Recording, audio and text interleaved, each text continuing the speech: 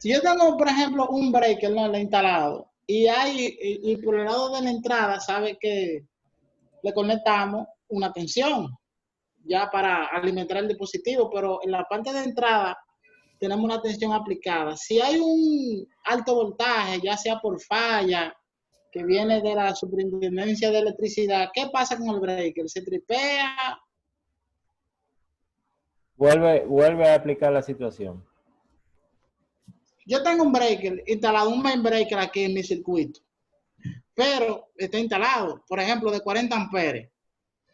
Está todo funcionando, pero si hay una alta tensión que no me corresponde a mí, sino a la distribuidora de energía, por cualquier falla que haya pasado. ¿Qué pasa con ese main breaker? ¿Se tripea o...? Claro, debe proteger la línea.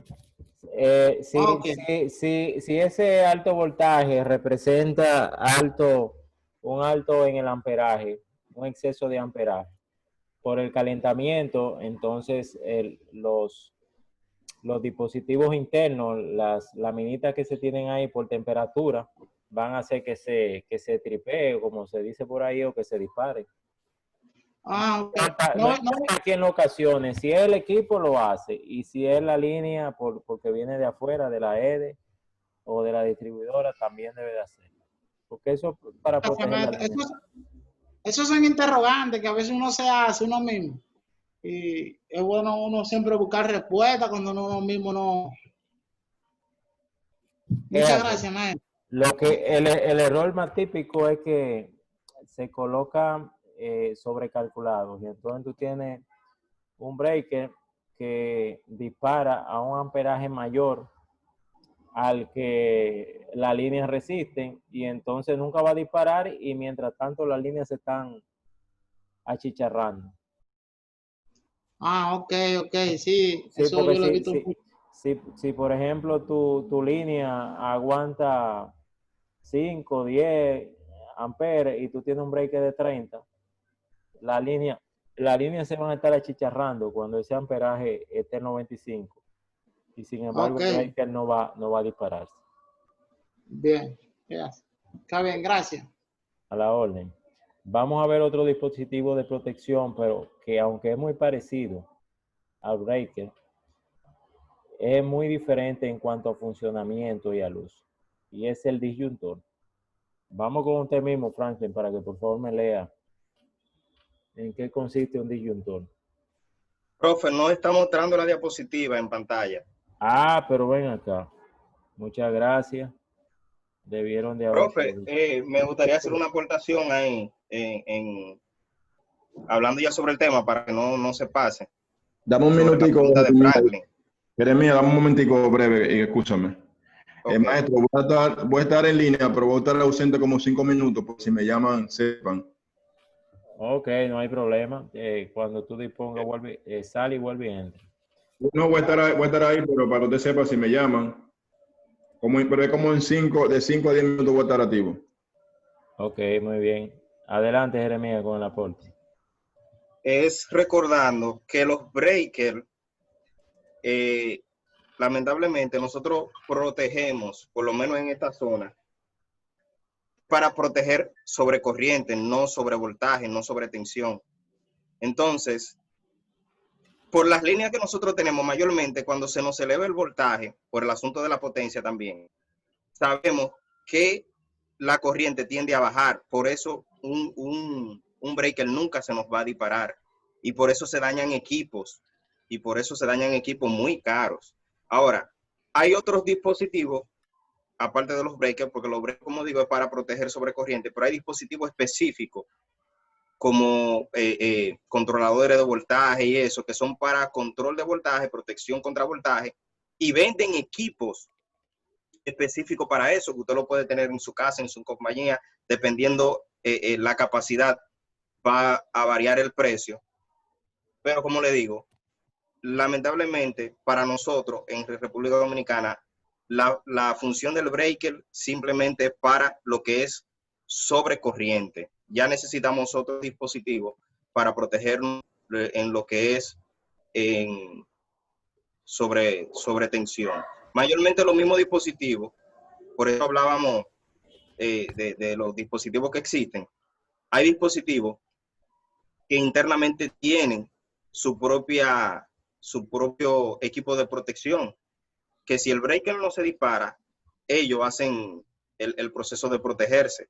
Y, por ejemplo, las computadoras, no sé si siguen así todavía, pero ellas trabajan mayormente a 2 tensiones, que si usted tiene 220, si usted tiene 110, y hay que tener un poco de cuidado con eso, porque, como le digo, no te van a vender un breaker que te proteja por voltaje, es por intensidad, en realidad. Así es.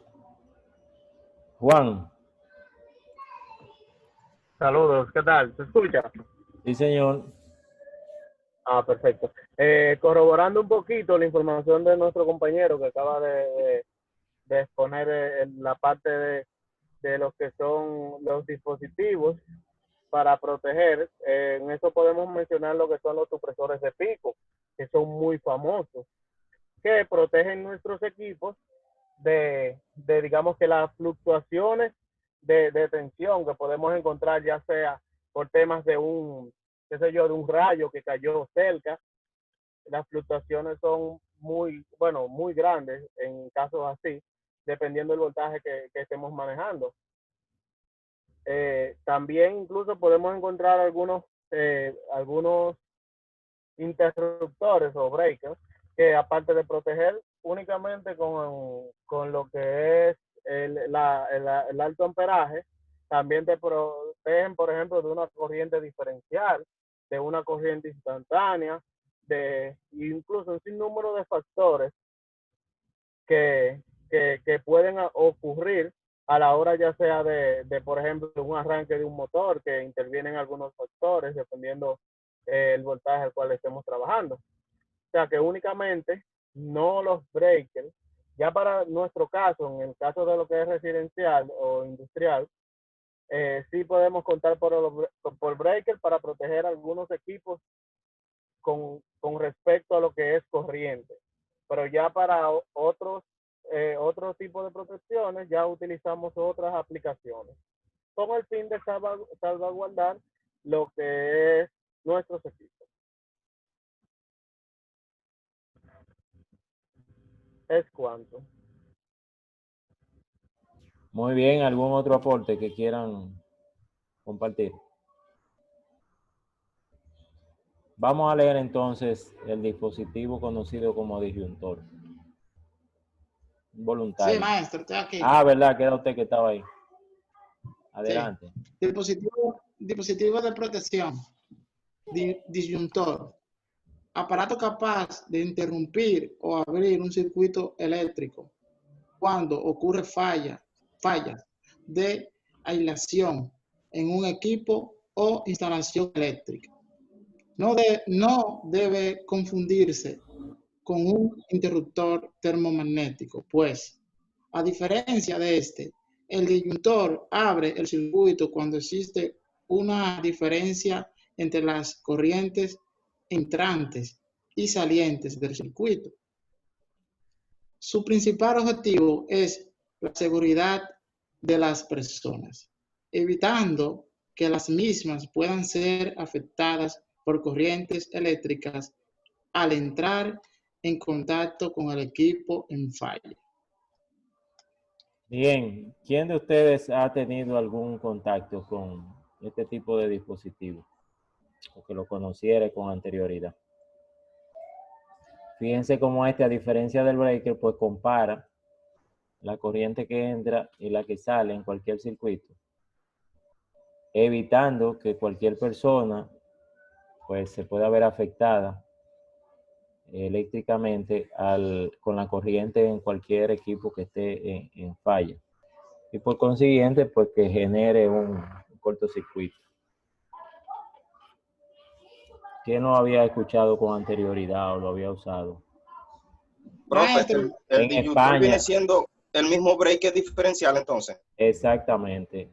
Y Okay. que es de uso, por ejemplo, en España, en la zona metropolitana, por obligación la residencia tiene que tener este tipo de equipos dispositivos. instalados. Sí, Exactamente. en el hotel donde yo trabajaba, en el último que trabajé, sí, los breakers, todos eran diferenciales, lo que hubo que irlo cambiando, porque en realidad lo que trabajaron ahí no hicieron un correcto balance de carga y por cualquier cosita se disparaban. Entonces el cliente se queja mucho, había que estar subiendo muchas habitaciones, entonces hubo que cambiar esos breakers por los normales, que no son tan sensibles a diferencia de corriente.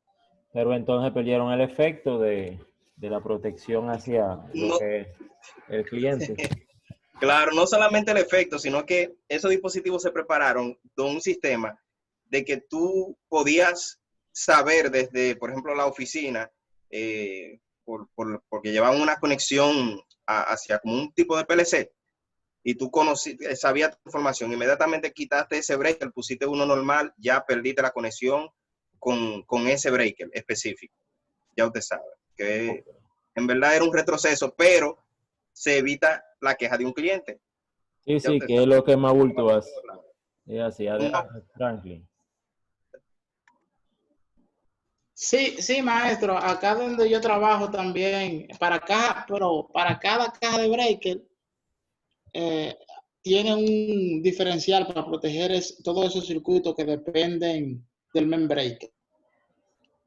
Ok, muy bien. Sí. ¿A dónde es que usted trabaja, Franklin? Yo trabajo también en hotelería, trabajo en el Hotel Bávaro Grand Resort en Punta Cana. Y aquí, ¿Usted está allá cuando... o está en la ciudad? No, estoy activo, estoy acá todavía. ¿Ya empezaron a trabajar?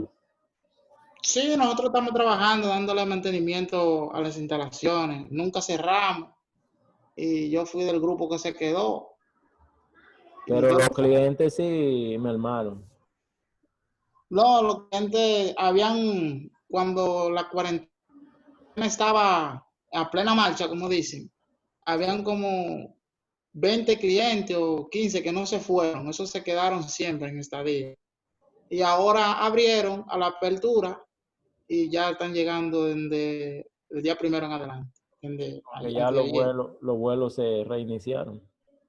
Sí. Pero Ya ahí vieron, ya hay unos cuantos, o sea, no con normalidad, pero se siente que ya están llegando. sí, ya se sienten ya ¿Y de la dónde viene? recesión, De España servicio y de al cliente. Italia. Diga, España e Italia están llegando. están llegando españoles. Aquí siempre llegan clientes, muchos rusos también, pero los rusos todavía no han llegado. Siempre vienen muchos rusos. Bien, pues vamos con otros dispositivos, que son los temporizadores. Son dispositivos pues, que tienen por finalidad accionar otro dispositivo, pero con un retardo de tiempo.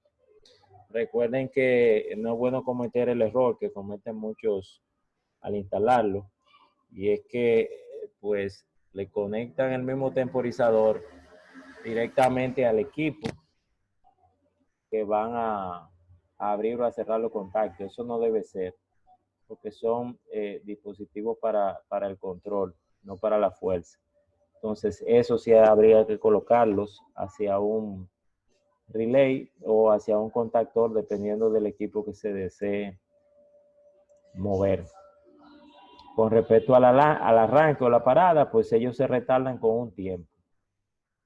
Y según el estado con el que la bobina, pues con el que se cuenta el tiempo de activación o desactivación de la bobina, pues entonces se clasifican en on delay, que son los que temporizan en función a la conexión, y off delay, los que temporizan en función a la desconexión.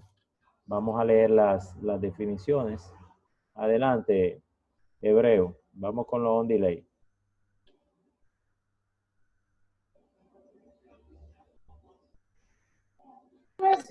Hey, buenas tardes. Buena, pase adelante. Para darle esa lectura ahí. Sí. Se dice, según el estado para realizar el conteo de temporizadores a la conexión en on delay, son temporizadores que inician su conteo y retardo de tiempo para hacer cambiar de posición sus contactos. Me quedé ahí. En el mismo instante que su bobina es energizada. Recuerden que aquí cambia la posición de los contactos porque tienen contacto normalmente abierto y normalmente cerrado. ¿Qué va a pasar? Inmediatamente se energice la bobina, que pase el tiempo, ese tiempo de retraso, pues entonces los que están abiertos se van a cerrar y los que están cerrados se van a abrir. Vamos con los temporizadores off delay. Adelante. Richard, ¿verdad? Temporizadores, sí, Richard. Okay. A la desconexión off delay son temporizadores que se caracterizan porque cuando su bobina se energiza, sus contactos cambian de posición, pero el retardo se hace a la conexión. A la desconexión. O sea, que estos no tienen el retraso. A la desconexión. Exacto. El retardo no lo tienen al momento de energizar la bobina, sino que lo van a tener cuando nosotros hacemos la desenergización. O sea, cuando nosotros le quitamos la energía a la bobina, entonces ellos cuentan, hacen el retardo para hacer la desconexión. No lo hacen en el mismo momento en el que nosotros pues desactivamos la bobina. ¿Alguna duda, pregunta, chiste?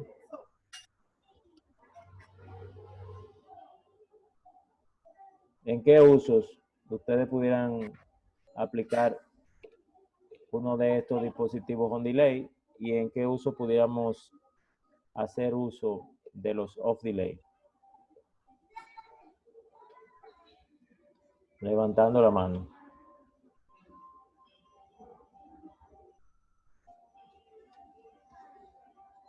Adelante, Jeremías. Bueno, el que es con retardo a la conexión, yo recuerdo que una vez lo usamos para programar o para programar el encendido de aires acondicionados. Teníamos el problema de que la luz se iba mucho, entonces la planta se agachaba cada vez que todos los aires encendían al mismo tiempo. Daban ese jalón, entonces la planta, ya usted sabe, para atrás.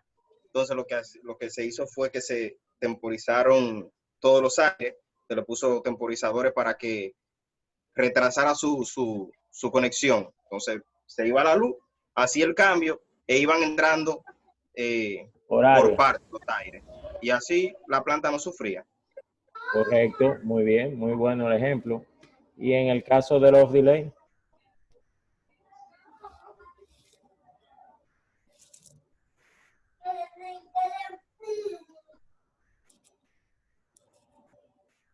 Retraso en la desconexión. ¿Quién tiene algún ejemplo?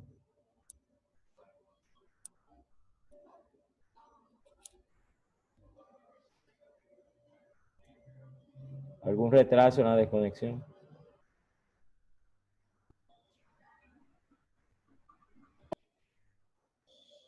¿Hay alguna máquina? Ah, bueno, adelante, Francisco. Profesor, nosotros tenemos en el laboratorio una lámpara UV y realmente nosotros la encendemos.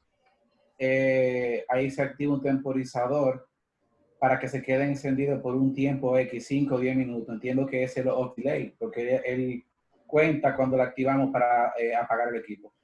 Sería ese, ¿verdad? Bueno, recuerda que el off delay, cuando tú apagas, no apaga inmediatamente la lámpara, sino que da un tiempo para apagarla. Exactamente, tenemos una... Porque el que tú mencionaste parecía más on delay, porque ellas van a encender. No, al contrario. Lo que pasa es que las lámparas UV, que son para esterilizar el área, las personas no pueden estar en el área. Ok. Entonces, cuando van a desconectar, ella permanece en un tiempo encendida y luego apaga. Exactamente. El área se despeja y entonces se le da al botón y lo que empieza el temporizador a correr Para pagar. Para pagarla, correcto. Ah, ok. No, no, excelente. Ese es el funcionamiento del off delay. Ahí sí, tienes razón. Fue que al principio no lo entendí. No supe explicármelo más seguro, pero él dijo que... Muy bien.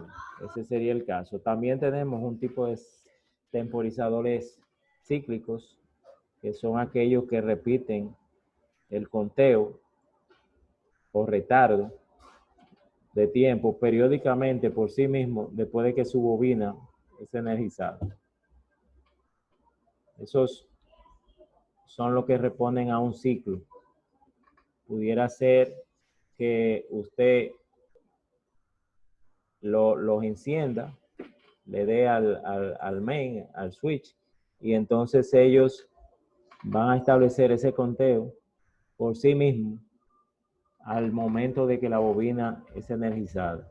Y entonces pudiera ser que den un tiempo inicial de 2 minutos, después que den otro de 3 y otro de 2, manteniendo un ciclo en el encendido, que siempre va a ser el mismo a menos que se cambien los parámetros.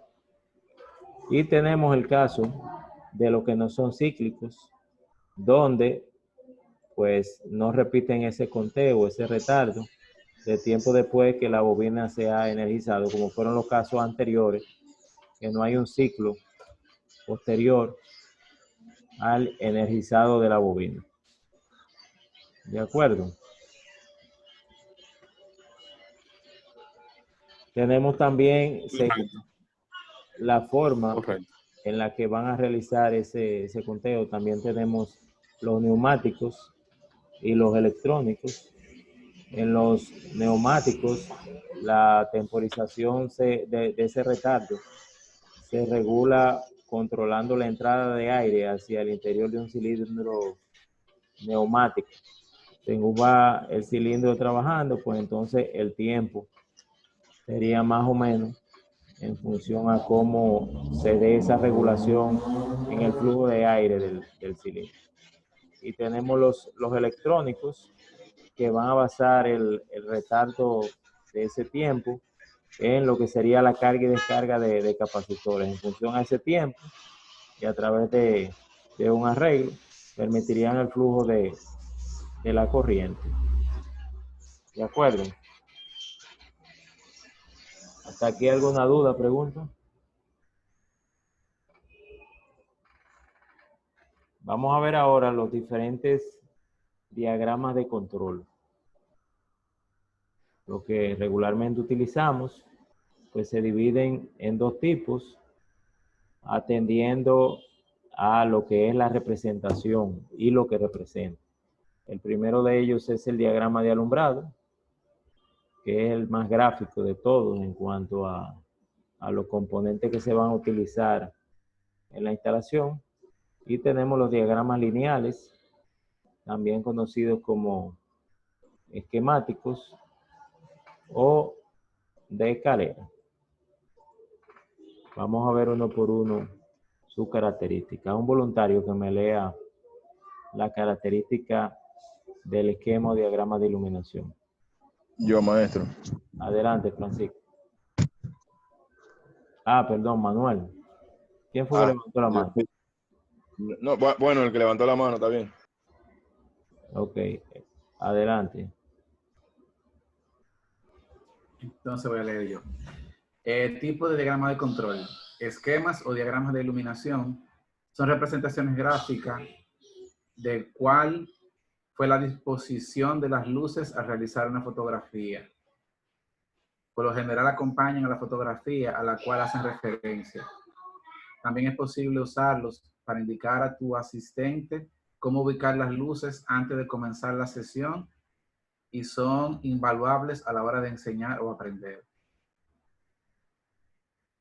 Eso por las imágenes que tiene, porque te asocia inmediatamente la línea con lo que es el dispositivo que tú vas a conectar. Vamos a ver algunos ejemplos. Este se usa en los típicos planos eléctricos en las residencias y en las industrias, por eso el nombre, diagrama de iluminación, porque regularmente se utiliza en en iluminación.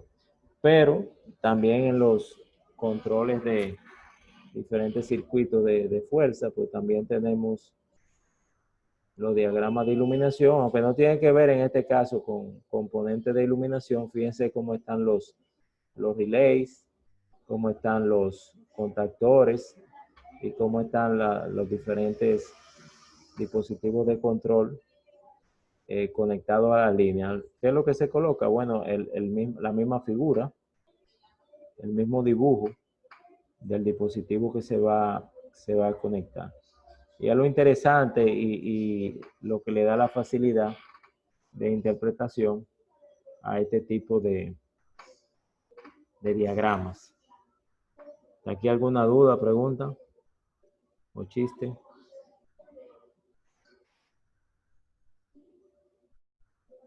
Profe, recuerda que cuando dé las 6:30 me marcharé Ah, pero tú no tienes control de anunciado. la hora, no tengo... No, yo tengo el control, eso es, porque si ve que si no estoy presente fue por eso. No, si yo veo que tú no estás presente, te quemaste. ¿Cómo va a ser? No, hombre, No, broma, no hay problema. que casi no aporta. ¿Quién, Jeremías? Jeremías casi no aporta. Ay, ay, ay. O sea que ya doble. Falta la clase y tampoco aporta. Bueno, Jeremías. Está feo por la foto. No hay problema. Tú dispones. Ok, gracias. Vamos con los diagramas lineales, esquemáticos o de escalera. Otro participante que nos lea estas informaciones. Adelante, Gideon. ¿Sí me escuchan? Sí, muy bien, adelante. Okay. Diagramas lineales, esquemáticos o de escalera. Representan solamente los diagramas esquemáticos de los circuitos de control, no representan el diagrama de alumbrado ni el circuito de fuerza correspondiente. Hay dos tipos, dice circuito de control de 2 alambres y circuito de control de 3 alambres. Ok, eso en función al tipo de líneas que nosotros utilicemos. Aquí tenemos un diagrama de control en un circuito que responde a 2 alambres, línea 1, línea 2. Están los diferentes dispositivos para desarrollar el circuito. Y tenemos los de 3 alambres, línea 1, línea 2, línea 3, donde vemos por igual la representación de las conexiones y de los circuitos correspondientes. Y tenemos el de escalera. El diagrama de escalera es un esquema eléctrico ya estandarizado que emplea símbolos para describir en lógica lo que es un circuito eléctrico de control. En algunos casos, los diagramas de escalera son considerados las instrucciones para el alambrado de los circuitos de control. Eso es cuando pues tenemos la transición de ese circuito a lo que es un PLC o algún lenguaje con el que trabaje alguno de estos dispositivos, que es en esencia, en general, el lenguaje que se utiliza para programarlos. ¿Por qué? Porque va trabajando por escalones. Escalón 1, por ejemplo, tiene una instrucción. El escalón 2 tendría otra correspondiente instrucción y así sucesivamente hasta completar las instrucciones de toda una secuencia, digámoslo así, de controles eléctricos, que va primero, que va después, que depende de cada dispositivo. Y la simbología también está adornada con una nomenclatura para esos contactos y esos símbolos. ¿De acuerdo? Vamos a ver en detalle esos símbolos y qué representan. ¿De acuerdo? Déjenme compartirles el material complementario.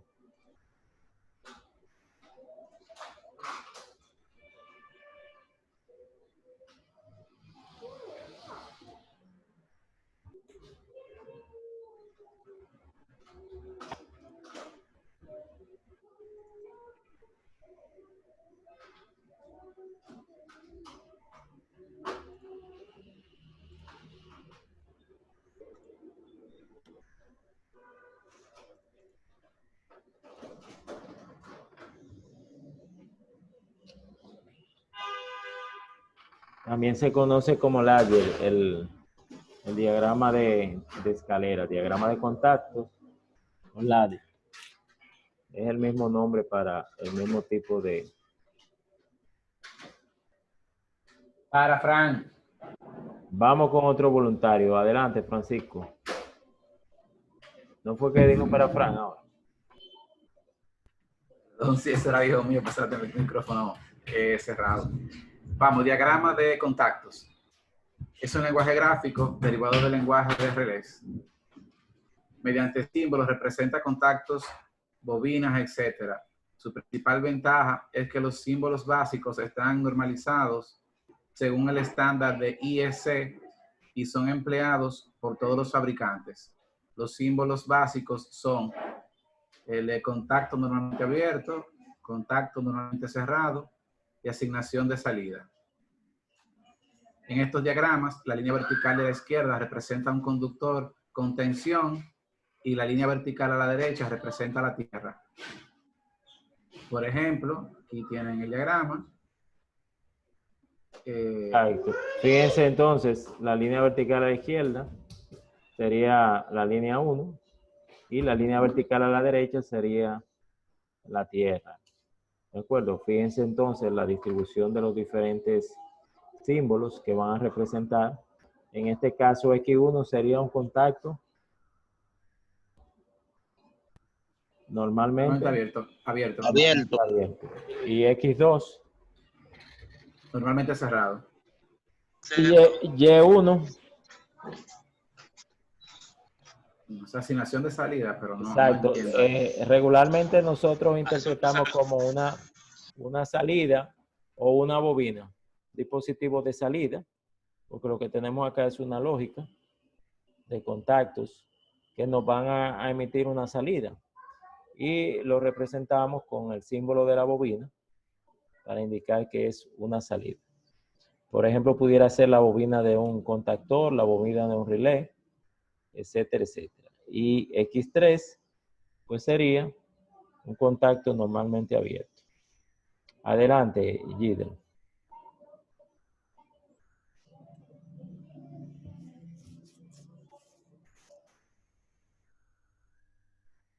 ¿Quién era el que estaba leyendo? No, yo, pero Francisco, perdón, era Francisco, perdón. Ok, continúo. Sí. Con este tipo de diagramas se describe normalmente la operación eléctrica de distintos tipos de máquinas y puede utilizarse para sintetizar un sistema de control y, con las herramientas de software adecuadas, realizar la programación del PLC. Ok, ya Sí. eso, ahí vienen las informaciones adaptadas a lo que sería el PLC.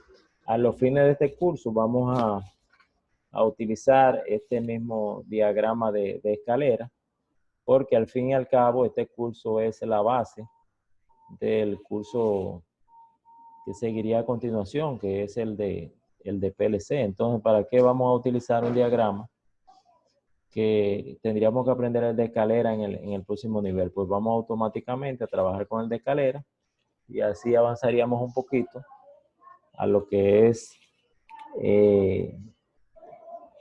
la programación de este tipo de dispositivos. Entonces, ¿qué vamos a hacer ahora? Lo pueden hacer en, déjame ver cuántos somos, 1, 2, 3, 4, 5, 6, 7 y 8.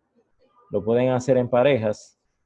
Vamos a hacer un diagrama de control utilizando el diagrama de escalera para lo que sería el encendido y apagado de un motor. Encendido y apagado de un motor. Lo van a hacer a mano y lo vamos a compartir vía imágenes. Recuerden que si vamos a encender un motor con pulsadores, al momento de tú aflojar el botón, el motor se va a detener. Entonces tenemos que hacer una retención, o sea, con un contacto de la bobina que va a trabajar la fuerza de ese motor, debe de tener una retención. Una retención es un contacto que mantenga la bobina cerrada luego de nosotros soltar el botón de arranque. ¿De acuerdo? Entonces lo que vamos a hacer ahora en los minutos que nos quedan, en parejas, van a realizar este tipo de diagrama. Manos a la obra, señores.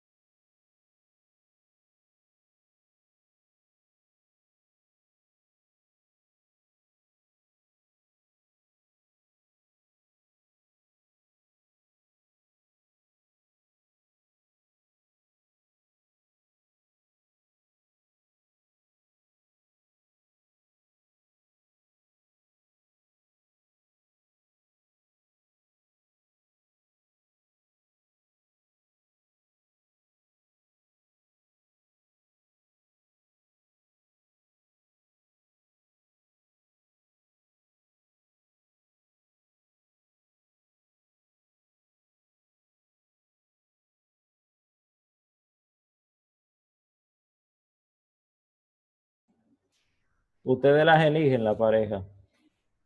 No hay un arreglo establecido.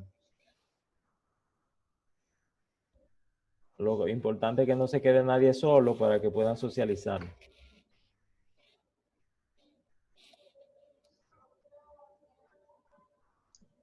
Maestro, ¿usted me puede repetir el mandato nuevamente? Sí, usted va a hacer un arreglo utilizando el diagrama de escalera donde encendamos un motor Ok, a través de un contactor. ¿Qué pasa? Que lo vamos a hacer con pulsadores. Entonces, lo que queremos es que usted tome en cuenta hacerle una retención a esa bobina con la que usted va a mantener encendido el motor cuando usted floje el pulsador. ¿De acuerdo? ok, ok, sí.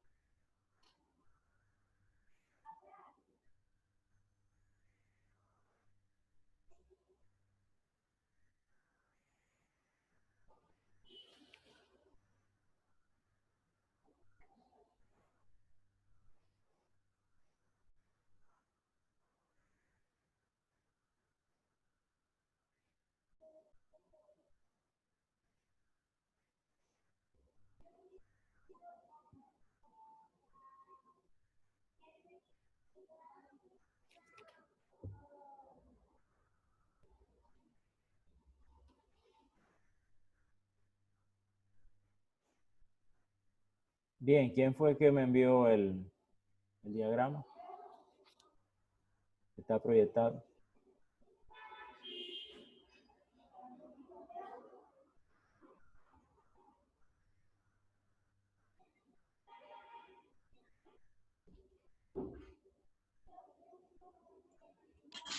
Diga, señor. Adelante con las explicaciones. Bueno, ahí tenemos un diagrama. Francisco lo realizamos. Tenemos cada línea 2. Línea 1 y neutro. Tenemos un pulsador y tenemos un botón de stop, normalmente cerrado y un abierto. Debajo del pulsador tenemos la retención. Cuando pulsamos, la corriente atraviesa el pulsador y llega a la bobina, se energiza y retiene. Cuando retiene, también cierra el contacto de abajo para la luz. Esa luz es una luz de emergencia. Si pasa algo, parece que no, ese contacto no iba a ir realmente. El líquido no va, maestro, el líquido. Ok, porque ahí no entraría, entonces, ahí no entraría. Porque la idea es que esa luz es de emergencia. Si se apaga el motor por overload, encendería la luz. Exacto, sí, ahí entonces va a entrar junto con el motor. Exacto, ahí estaría, o sea, ahí también se puede usar, porque ahí sería un indicador de que el motor está trabajando. Exacto, eso es muy importante, la salida. Aunque no se solicitó los indicadores, solamente esta parte, pero está muy bien la propuesta. Perdón, fue que no oí bien, es que estoy en la calle, no estoy viendo bien. Estoy tratando de escuchar que puede haber un problema aquí. Ok. Muy bien, pero ya aquí vemos la solicitud. A esto es lo que llamamos marcha paro, porque tiene la marcha con el start y el stop, que es que da el paro, en este caso de la bobina que controla el motor. Y aquí tenemos también un contacto con el que tendríamos el sobrecalentamiento, overload, que es de protección térmica al motor. Muy bien. ¿Alguien que no entienda alguno de los componentes que utilizaron los muchachos acá en el diagrama?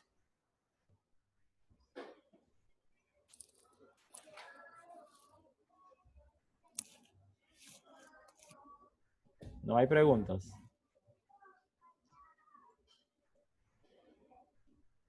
Bien, pues si no hay preguntas, lo vamos a dar hasta acá.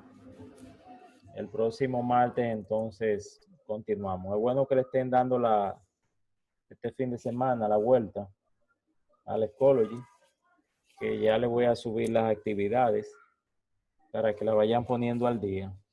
Le voy a enviar vía WhatsApp el código para que puedan acceder. Hasta aquí llegamos, señores. Feliz resto de la noche. Se me cuidan. Ok, maestro, usted Diga. tiene, hay un documento en Schoology, me parece que sí, que tiene toda la simbología, ¿verdad? Sí, ese está. Ok. Pásenla bien. Hey, tenga buena tarde, gracias. La clave de Schoology, por favor. Se la voy a compartir ahorita por el grupo de WhatsApp. Gracias. Queden bien. Gracias. Gracias, buenas noches. Buenas noches.